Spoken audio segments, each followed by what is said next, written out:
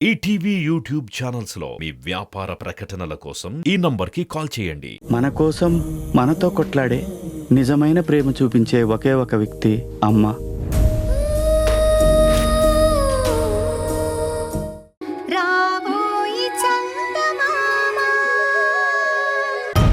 అసలు ఇంత నీచంగా ఆలోచించడానికి నీకు మనసెలా వచ్చింది?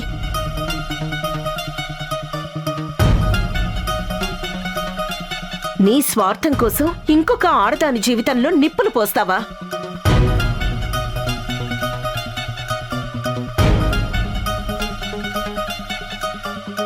ఇదే నీ జీవితంలో ఇంకో ఆడది చేరి ఇలాగే చేస్తే నువ్వు తట్టుకుంటావా?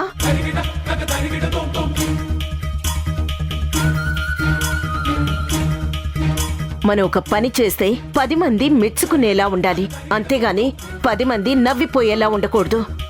నువ్వు ప్రేమ అంటూ అతని చుట్టూ తిరిగితే నిన్ను చూసి తిట్టేవాళ్లే తప్ప నిన్నెవ్వరూ గౌరవించరు.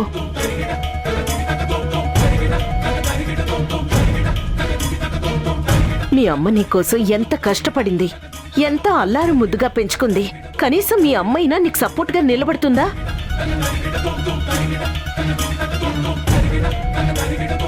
నీకిప్పుడే చెప్తున్నాను, నువ్వు కనుక అతని కాపురంలో చిచ్చు పెట్టావంటే మర్యాదగా ఉండదు. అతని భార్య చేతే కేసు పెట్టించి నిన్ను అతన్ని కూడా జైలుకి పంపిస్తాను, జాగ్రత్త. వెళ్ళా.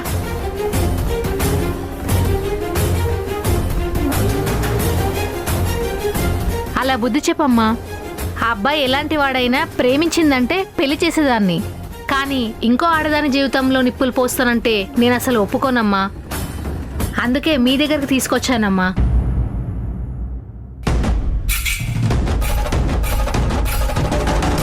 పిచ్చి పిచ్చి సినిమాలు చూసి ఇలాంటి విపరీతమైన ఆలోచనలు పుడుతున్నాయి. ఎవ్వరికీ విలువలు లేవు, ఎవ్వరికీ పద్ధతులు సంస్కారాలు లేవు. ఎలా పడితే అలా ప్రవర్తిస్తున్నారు. నువ్వు మాత్రం ఒప్పుకోద్దమ్మా. అవసరమైతే ఆ కుర్రాడితో నేను మాట్లాడతాను. మీరు వెళ్ళండి. అలాగేనమ్మా, నువ్వు రావే, రా. చూసావా చంద్రిక, అసలు లోకం ఎటు వెళ్తుందో అర్థం కావడం లేదు. ఎంత దారుణంగా ఉన్నారో చూడు.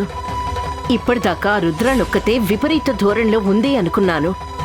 అలాంటి వాళ్ళు లోకంలో చాలా మంది కనిపిస్తున్నారు.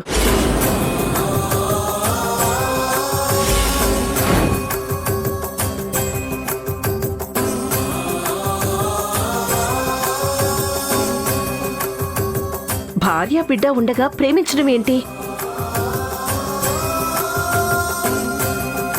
ఆ ప్రేమ కోసం భార్యకి అన్యాయం చేసి ఆ స్థానాన్ని ఆక్రమించుకోవాలి అని చూడటం ఏంటి? నలుగురికి తెలిస్తే ఉమ్మేస్తారని జ్ఞానం ఉండదు. ఆడపిల్లంటే రుద్రాణిలా కాదు, ఇదిగో స్నేహలా ఉండాలి. నువ్వు లేకపోయినా నీ స్థానాన్ని ఆ రుద్రాణి ఆక్రమించుకోకుండా ఆపింది. నీ బిడ్డని తన బిడ్డలా పెంచుతూ ఆ రుద్రాణి ప్లాన్లు ఎప్పటికప్పుడు తిప్పికొట్టింది. నువ్వు రాగానే నీ స్థానం నీకు దక్కేలా చేసింది. ఇది ఆడపిల్ల లక్షణం. అంతేగాని ఇంకో ఆడదాని జీవితాన్ని లాక్కోవాలి అని చూస్తే దాన్ని అస్సలు క్షమించకూడదు. నిజమే అత్తయ్య, ఒక ఆడదాని ఐదోతనాన్ని లాక్కోవాలని చూడ్డం అన్యాయం కాదు, పాపం. దాన్నెవరూ ఏ పరిస్థితుల్లోనూ సహించరు, క్షమించరు. మీరు చెప్పిందే నిజం అత్తయ్య. మనిషికి సంస్కారం ఉండాలి. అదున్న వాళ్ళెవరూ ఇలాంటి పనులు చేయరు.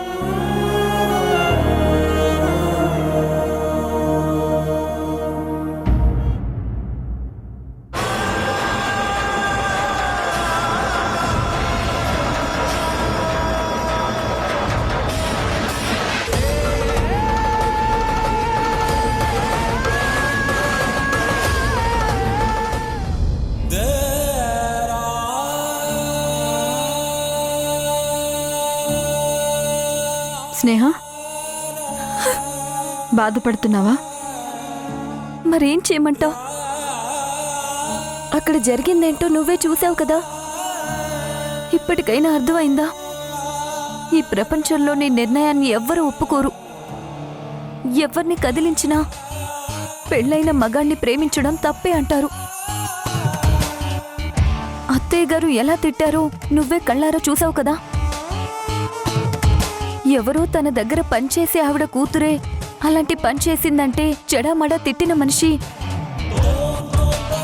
నేనిలా భరత్ గారిని ప్రేమించానని తెలిస్తే ఊరుకుంటారనుకుంటున్నావా? ఆ అమ్మాయి పరిస్థితి వేరు, నీ పరిస్థితి వేరు కదా స్నేహ. ఏంటి ఏంటి నాకు ఆ అమ్మాయికి తేడా? తను పెళ్ళై భార్య బిడ్డ ఉన్న వ్యక్తిని ప్రేమించింది. మరో ఆడదాని అదృష్టాన్ని ఐదోతనాన్ని లాగేసుకుంటావా అని అడిగితే ఏం సమాధానం చెప్పాలి? అత్తయ్య గారంటే ఈ సొసైటీకి రిప్రజెంటేటివ్. ఆవిడ ఎలా మాట్లాడిందో రేపు సమాజం అంతా అలాగే మాట్లాడుతుంది, అలాగే నిలదీస్తుంది. మనం చేసింది తప్పు అని తిడుతుంది. స్నేహ, నువ్వు ఆ అమ్మాయిలాగా ఎవరిని ప్రేమించలేదు. ఆ అమ్మాయి చేసింది తప్పే, కానీ నీ పరిస్థితి అది కాదు. భరత్ గారి వల్ల నీ లైఫ్ పోయింది, నీ కుటుంబం పోయింది. ఇప్పుడు నీకు అతని మీద రైట్స్ ఉన్నాయి. భరత్ గారి మీద రైట్స్ ఉన్నాయి, మరి నీ జీవితం మీద, పాప జీవితం మీద నాకు రైట్స్ ఎక్కడున్నాయి? ఎలా మీ జీవితాల్ని నేను లాగేసుకుంటాను? మీ ఆనందాన్ని లాక్కునే హక్కు నాకెక్కడిది చంద్రిక? అయితే మరి నీ ప్రేమని ఇలాగే దాచుకుంటావా? మరి నీ లైఫ్ ఏంటి? అంటే ప్రేమ లేదంటే జీవితం లేదా? చాలా మంది ప్రేమ దక్కకపోయినా దక్కిన జీవితాన్ని అనుభవిస్తున్నారు, పెళ్లి చేసుకుంటున్నారు. నేను అలాగే నన్ను ప్రేమించే మనిషిని పెళ్లి చేసుకుంటాను, పిల్లల్ని కూడా కంటాను. ఆ పుట్టే బిడ్డకు భరత్ గారి పేరు పెట్టుకుంటాను. నువ్వు దాని వరకు పర్మిషన్ ఇస్తే చాలు. అది కుదరదు స్నేహ. ఏం కుదరదు? ఇంకో పెళ్లి చేసుకోవడమా, లేదంటే భరత్ గారి పేరు పెట్టుకోవడం కుదరదా? అసలు నీకెలా చెప్తే అర్థమవుతుందో నాకు తెలియడం లేదు స్నేహ. అనవసరమైన ఆలోచనలు పెట్టుకోకు చంద్రిక. నేను ఇంకొక పెళ్లి చేసుకుంటాను, హ్యాపీగా ఉంటాను. నువ్వెక్కువ ఆలోచించి నీ మైండ్ని డిస్టర్బ్ చేసుకోకు, సరేనా?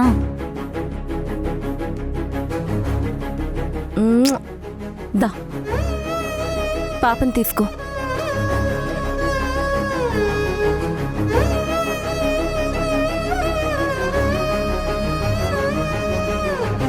విన్నారా భానుమతి గారు? స్నేహ ఎంత అమాయకంగా మాట్లాడుతుందో. తను ఇంకొక పెళ్లి చేసుకుంటుందట, పిల్లల్ని కూడా కంటానంటోంది. కానీ తనని పెళ్లి చేసుకునేదెవరు?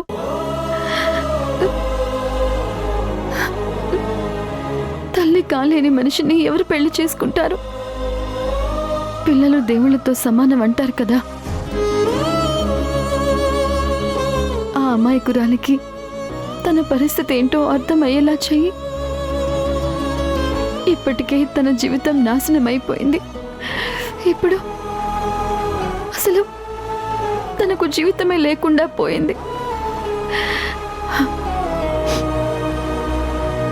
అంతా బాగుంటే తన నిర్ణయాన్ని అభినందించి చప్పట్లు కొట్టేదాన్ని. కానీ నిజం తెలుసు కాబట్టే బాధపడుతున్నాను. మనం స్నేహకి ఎలాగైనా న్యాయం చేయాలి భానుమతి గారు, సరేనా?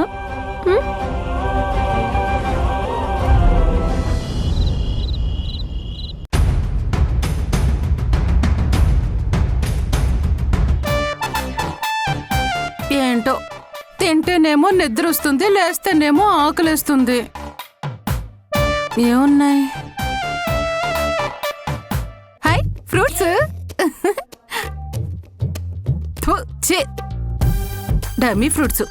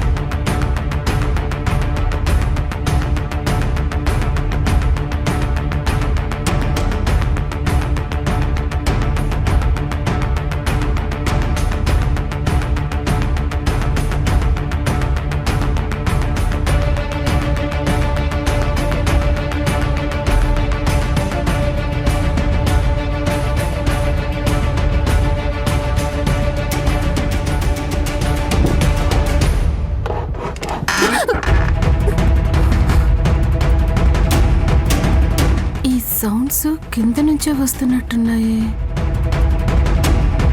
వెళ్ళి చూద్దామా, తిరిగి వెళ్ళిపోదామా? మనకి వెదవుతొత్త రాగదుగా, వెళ్ళి చూద్దాం.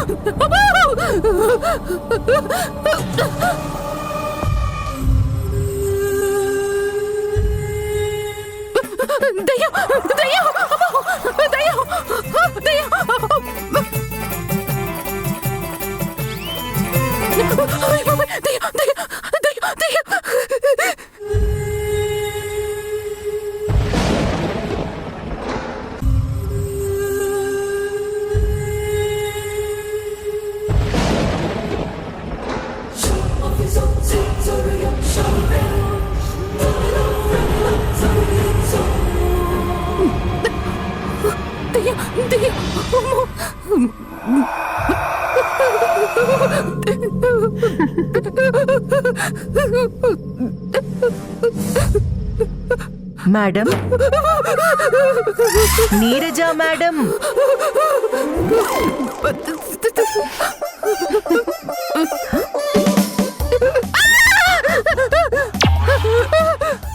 అరే ఏమైంది మేడం? లేవండి మేడం, లేవండి, పైకి లేవండి మేడం. నేను దయ్యాన్నేంటి మేడం?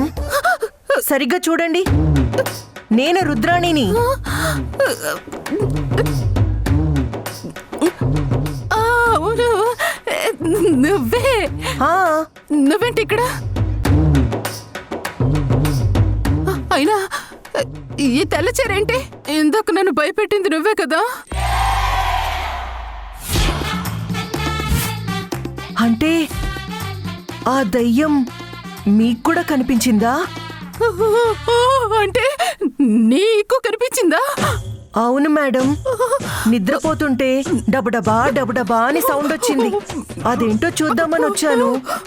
నాకు దయ్యం కనిపించి భయపెట్టిందండి. నేను పారిపోయాను. ఇప్పుడు వచ్చి చూస్తే మీరు కనిపించారు నీరజ మేడం.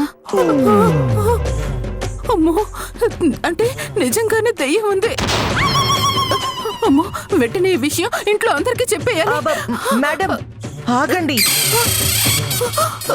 ఇప్పుడు మీరు అందరికీ చెప్పి ఆ దయ్యాన్ని మీరింట్లో నుంచి పంపించారే అనుకోండి, అది రాత్రిపూట మీరు నిద్రపోతుంటే వచ్చి గొంతు పిసికేస్తుందంటండి.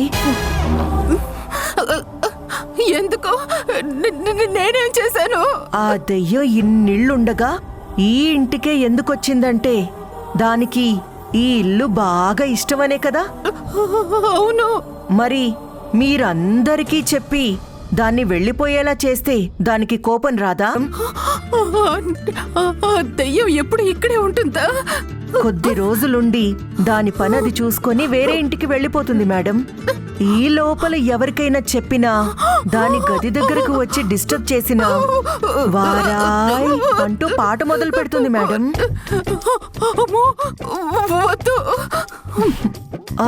అయితే సైలెంట్ గా వెళ్ళిపోదాం పదండి. ఎవ్వరికీ ఏమీ చెప్పొద్దు. ఎందుకంటే ఆ దయ్యం మనిద్దరికీ తెలుసు. మనం దాని సంగతి ఎవ్వరికీ తెలియకుండా దాచిపెట్టామంటే మనం బతికిపోతాం. పదండి వెళ్దాం, రండి. ఆగాగు. అవును, నువ్వు తెల్ల చీర ఎందుకు కట్టుకున్నావు? నా దగ్గర మరొక చీర కూడా లేదు మేడం. అయినా ఇదేం ప్రశ్న చెప్పండి. మేడం పదండి, అవతల ఆ దెయ్యానికి డిన్నర్ టైం అయింది. దొరికితే మనిద్దరం డిన్నర్ అయిపోతాం. అమ్మో నిజమే. అది కాదు రుద్రాణి. ఏది? ఎక్కడికి రుద్రాణి మేడం? Madam madam.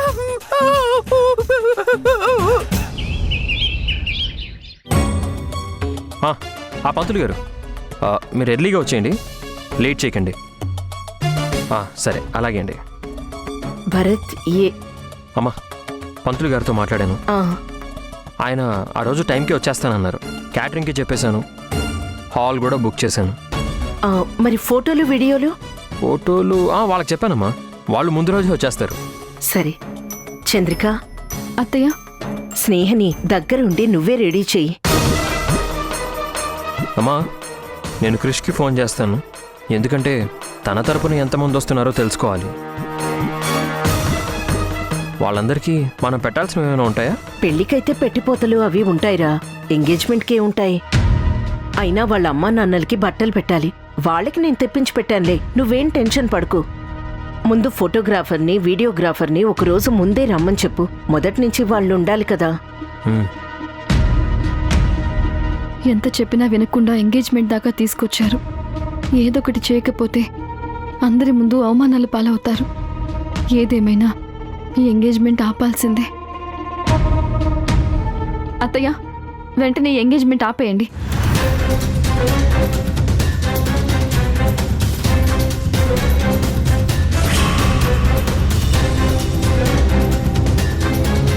ఏంటమ్మా, ఏం మాట్లాడుతున్నావు? ఎంగేజ్మెంట్ ఆపడం ఏంటి? ఎందుకు ఆపాలి? నాకు అర్థమైందిలే అమ్మా, ఆ క్రిష్ ప్రవర్తన కరెక్ట్ కాదు, వేరే అమ్మాయిలతో ఎఫ్ఐఆర్ ఉంది, అలాంటి వాడితో పెళ్లి చేస్తే స్నేహ జీవితం నాశనం అవుతుందనే కదా. అయ్యో అది కాదండి. ఏం కాదు చంద్రిక, నేను క్రిష్తో మాట్లాడాను కదా, ఎంతైనా స్నేహ అతన్ని ప్రేమించింది కదా, పెళ్లి జరిగాక అన్నీ సర్దుకుంటాయిలే, నువ్వేం కంగారు పడుకో. అమ్మా, అసలు ఆ పెళ్లి కొడుకు వాళ్ళ ఫ్యామిలీతో ఒకసారి అయ్యో, మాట్లాడాలి. ఎంత చెప్పినా ఎవరు వినిపించుకోరేంటి? అసలు వాళ్ళిద్దరూ ప్రేమించుకోలేదు.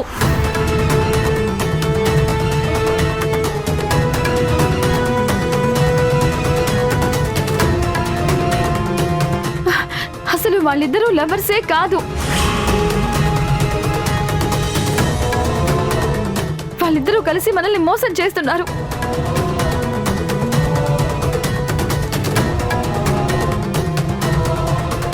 ఏం చంద్రిక, మొన్న కూడా నువ్వు ఇలాగే మాట్లాడావు.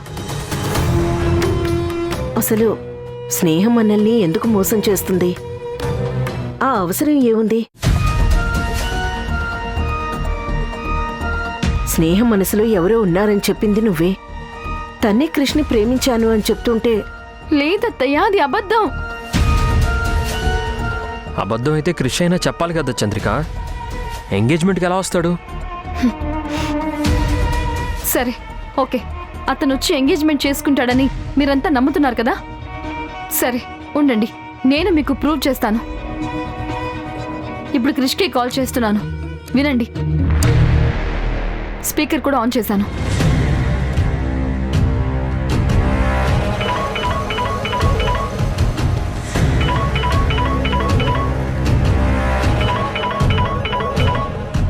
హలో హలో క్రిష్, నేను చంద్రికని మాట్లాడుతున్నాను. ఏంటండి, నేను మీకు ఆల్రెడీ చెప్పాను కదా, స్నేహకి నాకు ఎలాంటి సంబంధం లేదు, మేమిద్దరం లవర్సే కాదు.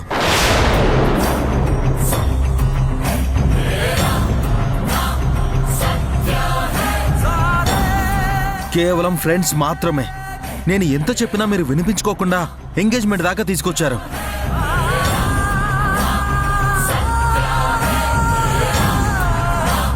మీకు నిజంగా స్నేహ మీద అంత ప్రేమే ఉంటే తను ప్రేమించిన అతనితో పెళ్లి చేయండి, నాతో కాదు.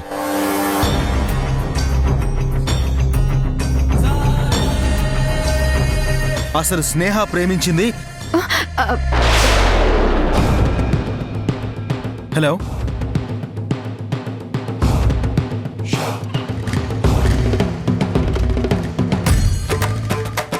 విన్నారు కదా, ఇప్పుడు ఏమంటారు అత్తయ్య? ఇంకా నేను కావాలనే ఎంగేజ్మెంట్ ఆపాలని చూస్తున్నారంటారా?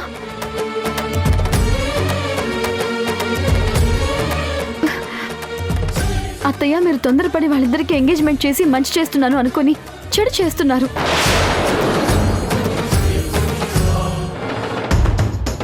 ఇప్పుడు మీ ముందే క్రిష్ ఏమన్నాడో విన్నారు కదా. ఇదంతా తెలియకుండా మీ పాటికి మీరు ఎంగేజ్మెంట్ అంటున్నారు. అసలు స్నేహ ఎందుకు మనతో అబద్ధం చెప్పింది? ఎవరినో ప్రేమించి కృష్ణ ఎందుకు పరిచయం చేసింది? అసలు స్నేహ ఎక్కడుంది?